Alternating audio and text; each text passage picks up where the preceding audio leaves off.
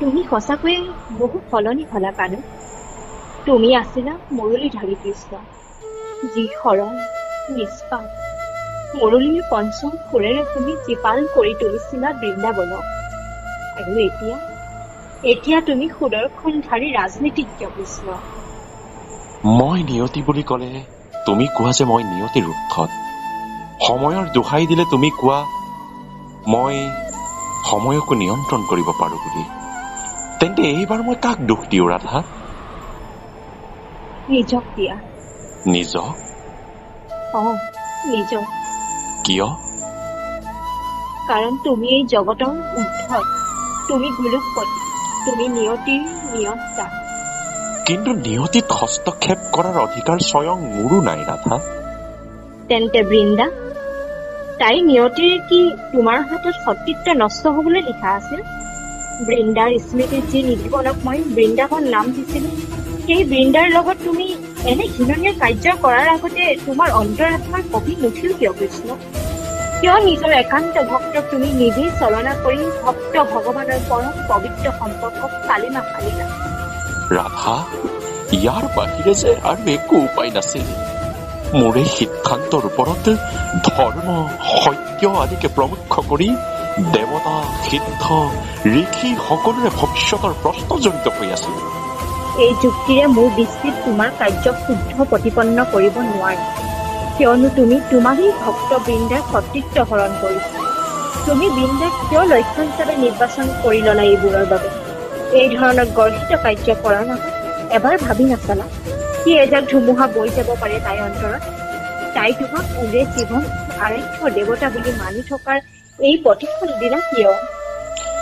তুমি কি ভাবা এনে কৰ্ম কৰিবলৈ মোক কোনেও বাধা দিয়া নাছিল? স্বয়ং পোনপ্ৰথমে মহাদেৱে বাধা দিছিল। ইফালে তেওঁৰ লগতেই বৃন্দাৰ স্বামী জলন্ধৰে কৰিছিল ৰং। কিন্তু তোমাৰ ওচৰত কি আৰু পথ নাছিল? এয়া তোমাৰ কেনে ধৰ্ম প্ৰতিষ্ঠাৰ বিধান? বৃন্দা তোমাৰ ভক্ত আছে। তোমাৰ ভক্তৰ সতীত্ব ধৰ্ম নষ্ট কৰিলেহে তোমাৰ তথাকথিত ধৰ্ম প্ৰতিষ্ঠা হয়নে? ৰাধা, কাৰণ ইয়াকেই ধৰ্ম সংকট বোলে। তেতিয়া বৃহৎ স্বাৰ্থ ধৰ্ম সত্য ৰক্ষাৰ খাতিৰত এনে কৰ্ম কৰিব লগাত পৰে। তোমাৰ এই পাক লগা কথাবোৰ মই তেতিয়াও বুজা নাছিলো, এতিয়াও বুজা নাই, আৰু আগলৈও বুজিব চেষ্টা নকৰো। তুমি কোৱা মাথো কি পৰিস্থিতিত পৰি তুমি এনে চৰম নিৰ্লজ্জ ঘৃণনীয় কাণ্ডত নিজকে নিয়োগ কৰিলা? ক্ষমতাই যেতিয়া অহংকাৰৰ ৰূপ লয় তেতিয়া তেওঁ গুৰু গোসাঁই নমনা হয়। ঠিক একেই ঘটিছিল ইন্দ্ৰদেৱৰ লগত। ভস্মাসুৰক মই মোহিনীক হৈ মুক্তি দিলো। দেৱেন্দ্ৰই মহাদেৱক ভৱিষ্যতে অসুৰক এনেবৰ নিদিবলৈ আদেশ দিবলৈ গৈছিল। কিন্তু শীতে যে বিপৰীত ৰূপ লব সেয়া ইন্দ্ৰদেৱৰ সপোনৰো অগোচৰ আছিল।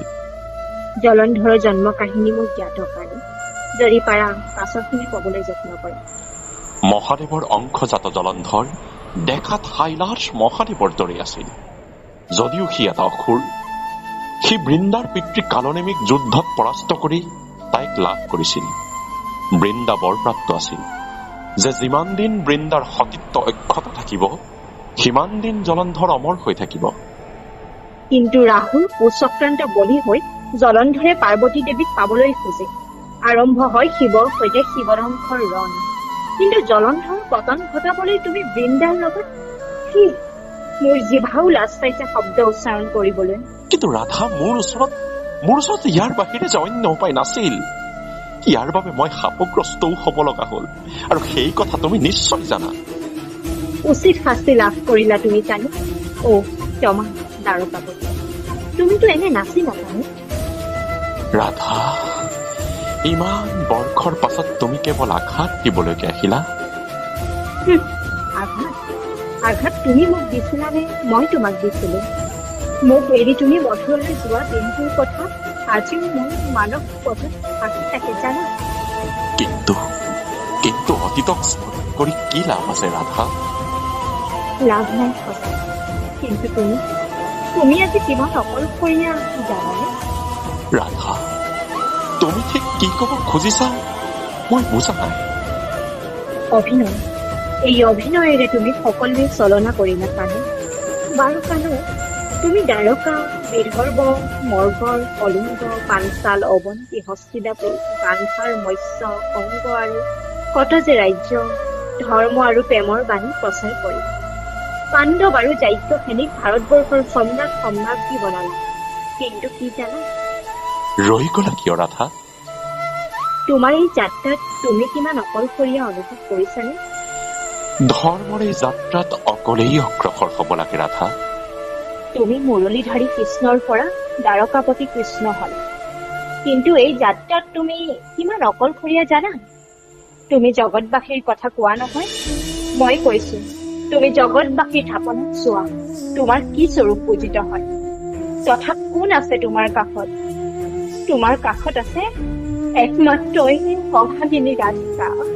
ৰাধা, গোটেই জগতবাসীয়ে বুজে তোমাৰ যুৱন মূৰ্তি।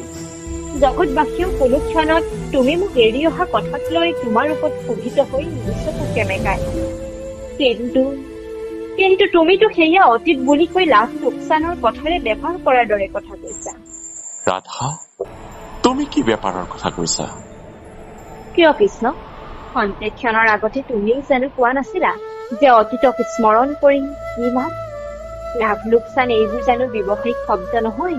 ৰাধা, যি অতীতক স্মৰণ কৰি জীৱনটো পূৰ্ণ গতিত চলাই নিছো, যি অতীতক স্মৰণ কেতিয়াবা যদি দুচকু সেমেকিছে, আকৌ কেতিয়াবা সেই অতীত মোৰ জীৱন জিৰোৱা অৰ্থ হৈ পৰিছে। তেনে প্ৰেক্ষাপটত তোমাৰ মুখত এনে লাভজনক কথা শুনি মই আচম্বিত হৈছো কৃষ্ণ।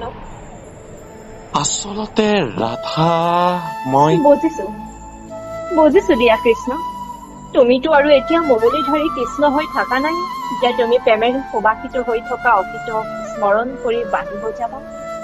তুমিতো সুদৰ্শনধাৰী কৃষ্ণ, দ্বাৰকাময় ৰজা, আৰু এজন ৰজাৰ পৰা তেনে ভাষ্য শুনাটো তেনেই নগণ্য কথা। আচলতে কি জানা, এয়া তোমাৰ মোৰ ওপৰত থকা ক্ষোভ। ঠিকেই আছে, ক্ষোভিত হোৱাটো কোনো ভুল কথা নহয়, কিন্তু ভুল তেতিয়া হয় যেতিয়া ক্ষোভক আমি ৰূপান্তৰ কৰো আন এক ধাৰণালৈ। তুমি কি কব বিচাৰিছা? বাৰু সেইবোৰ বাদ দিয়া, মাথো ক্ষোভবোৰ ঘৃণালৈ পৰিৱৰ্তন নকৰিবা। ঘৃণা? শুনা কৃষ্ণ, তুমি মোৰ ৰাজন্মৰ প্ৰেম, তোমাৰ দৰে মই পলায়নবাদী নহয়, আৰু তোমাৰ দৰে মোৰ প্ৰেম ইমান দুৰ্বল নহয় য'ত তুমি তোমাৰ দৰে এনেকুৱা নিম্ন খাপৰ শব্দৰ স্থান পাব। তেন্তে ৰাধা, তোমাৰ মতে মোৰ ভুল কোনখিনি? পৰিস্থিতি খাম কাটিবলৈ পলায়ন কৰাটোৱেই তোমাৰ ভুল আছিল। তোমাৰ ভক্তক তুমি নিজেই বিশ্বাসঘাতকতা কৰাটো ভুল আছিল। আৰু কত যে কি? ৰৈ গলা কিয়? কৈ যোৱা। থাকক দিয়া, নালাগে জানিব। অতীতৰ কথাও তোমাৰ বৰ্তমান সময় বেয়া নকৰি দিয়া। নকলেও হব মাধৱী, তুমি নকলেও মই হৃদয়ংগম কৰিব পাৰো তোমাৰ সেই বিৰহবোৰ। তুমি হৃদয়ংগম কৰাৰ কথা কৈছা। তুমি যদি প্ৰকৃততে মোৰ অনুভৱবোৰ বুজিব পাৰিলা হয়, তেনেহলে বৃন্দাবনে আজি স্পৰ্শহীনতাত গন্ধহীন হৈ নিচুপ হৈ থাকিব লগা নহল হয়। আচলতে তুমি অকল মোৰ অনুভৱ বুলিয়েই নহয়, তুমি একোৱেই হৃদয়ংগম কৰিব নোৱাৰা। ৰাধা, তুমি যদি হৃদয়ংগম কৰিব পাৰিলা হয়, কুৰুক্ষেত্ৰ মহাৰণৰ সাৰথি নহলা হয়। তুমি যদি বুজিব পাৰিলা হয়, উত্তৰাৰ কপাল উকা হব নিদিলা হয়। তুমি যদি বুজিব পাৰিলা হয়, তেনেহলে সুভদ্ৰাৰ বুকু উদং হবলৈ নিদিলা হয়। ৰাধা, এয়া জানো মোৰ দুখ? সম্পূৰ্ণ তোমাৰ ভুল। শুনা ৰাধা, প্ৰত্যেকজন মানুহে নিজৰ কৰ্মৰ জৰিয়তে তাৰ প্ৰত্যুত্তৰ পায়।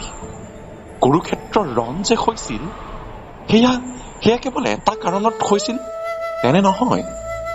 এটা ৰণৰ মুখ্য কাৰণ কি জানা? লোভ। আৰু কুৰুক্ষেত্ৰ ৰণৰো সেই মুখ্য কাৰণ লোভেই।